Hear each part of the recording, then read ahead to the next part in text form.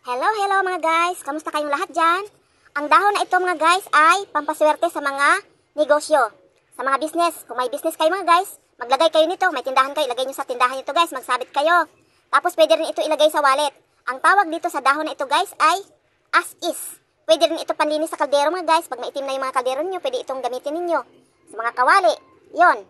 At saka maswerte talaga siya guys kasi marami ako nakikita mga tindahan, malalaking tindahan naglalagay nito. Nagtatanong ako dati kung ano ba yung sinasabit nila sa tindahan nila. Tapos ngayon nalaman ko, as is pala. Hinahanap ko rin siya ngayon lang. Kasi may nagsabi sa akin na ito daw ang halaman na ito ay pampaswerte. Kaya nagtataka ko sa ibang tindahan may mga ganito sila. Malakas ang tindahan nila guys. Kaya subukan nyo. Tara na, magsabit na ng ganito mga guys. Ang tawag dito sa halaman na ito ay as is. Magaspang siya guys oh.